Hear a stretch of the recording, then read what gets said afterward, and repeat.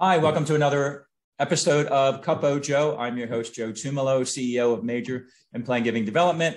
And the fan mail and the emails coming back saying, when are you going to have Sam McCrimmon on again? Have just been overwhelming. So we finally brought Sam back. Sam, welcome back, Sam.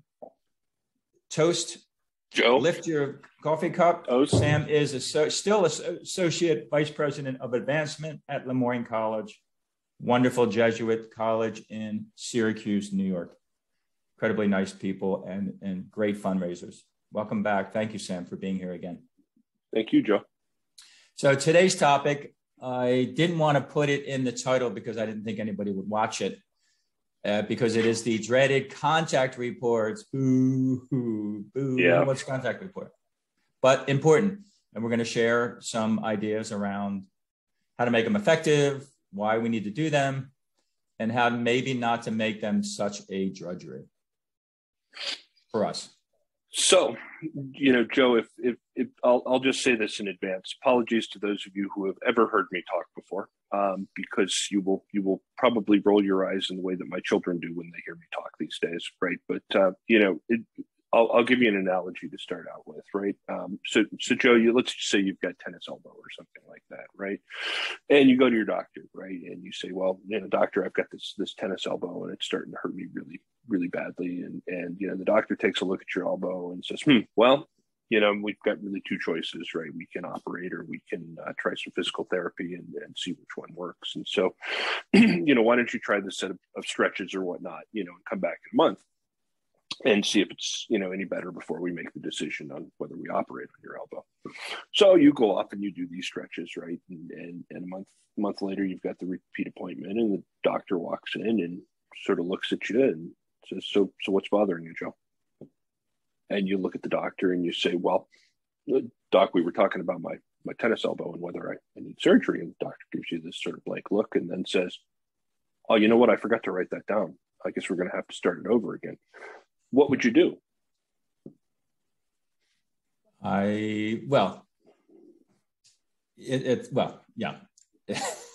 You wouldn't be happy at the least, right? No. I would, but the reason I'm hesitating is because doctors have this authoritative, you never question a doctor way about them that most people, maybe myself included, would be afraid to say, okay, goodbye, I'm leaving. But that's probably what I should do.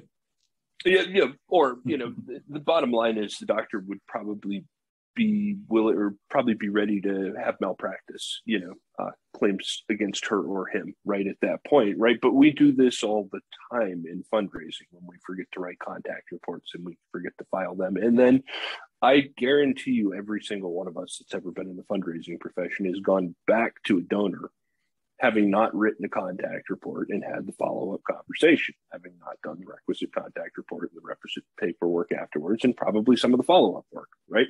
Why do we do this to ourselves as a profession, right? Our contact reports are important because they're our professional work product, right? They're what shows what work we've done, right?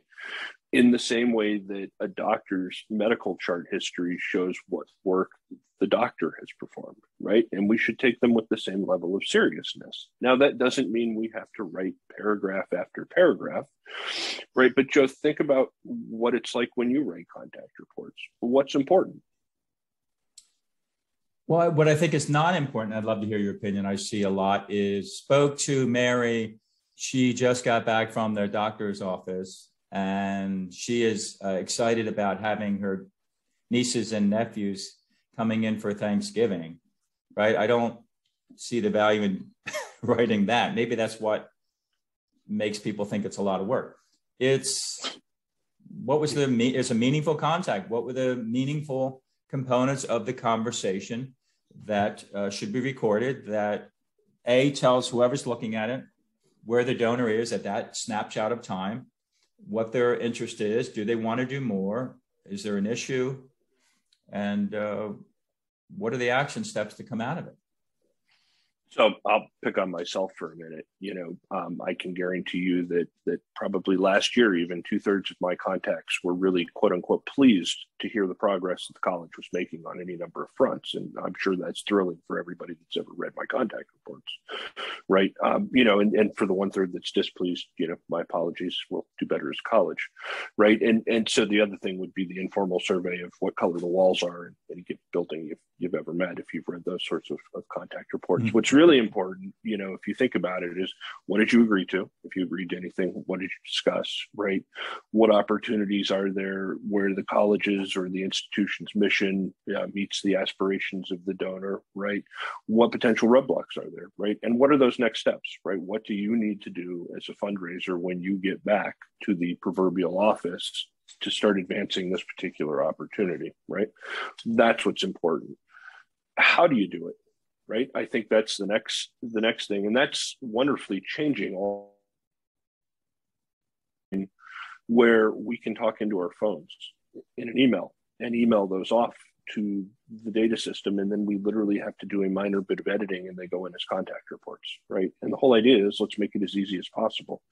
The next step is going to be, can we voice to text those? Right. That's really going to be the next step in making it easier. We want it to be, in essence, a natural outcrop of conversation. Can you get back into your car after the visit, talk it into your phone, and have it show up in the database? Now, you're going right into the database from the phone? Well, it goes into a holding part of the database, and then you would do some light editing. And how are you doing that? You would enter it in Gmail or another email client, and there's a specific email address that you would use in the data system, and it emails it right there, and then you would match it up with the record and make sure the data points match up and edit it lightly, and it goes. No kidding.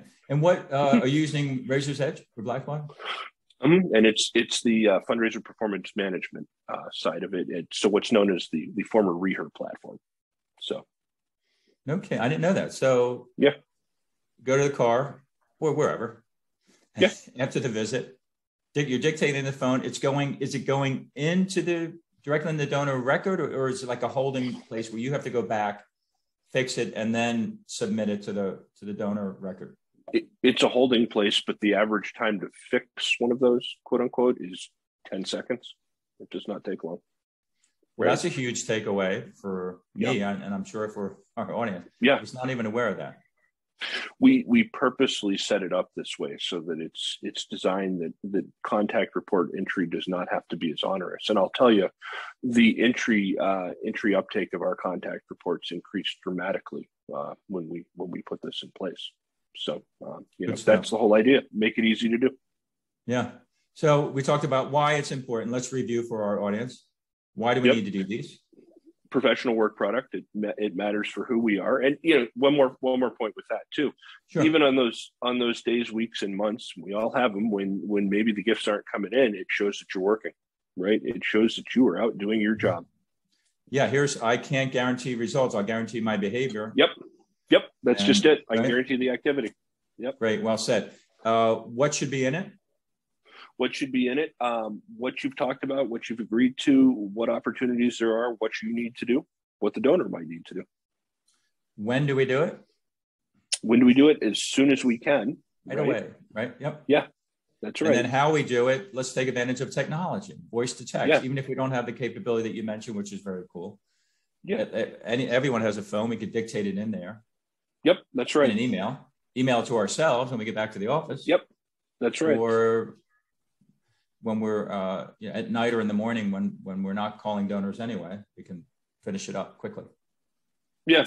I'll give one last quote, which is, there's a singer named Craig Finn from The Hold Steady. And he says, it doesn't have to be perfect. It just sort of has to be worth it. Right. That's how you think about contact reports. Well, there's the title of our video. It doesn't have to be perfect. It just has to be worth it. Yep. Thank you. No mention of contact reports. Sam, as always, a pleasure. Thanks for adding value to our program. How can people get in touch with you if they have a quick question, maybe about that technology or something else? Joe, happy to help as always. They can, in fact, dictate an email to me at mccrimsi@lemoyne.edu. CCRIMSI at Lemoyne, LEMOYNE.edu. And of course, I would trust if they got in touch with you via your wonderful webpage or contact information, you'd forward them on to me as well. Wonderful. Thank you, Sam. Thank you to our sponsors. ThankView. If you're not familiar with ThankView, check them out. They help you to produce and deliver quick, personal videos to your donors. Really cool stuff. It's really lacking, as we know, in stewardship, the personalization. And if we can be helpful here at Major Plan Giving Development, if you feel like, man, we have so much potential in bigger gifts and gifts from assets, plan gifts, but no plan, maybe we can help. Please contact us, Joe at mpgdevelopment.com. Until next time, all the best. Thank you.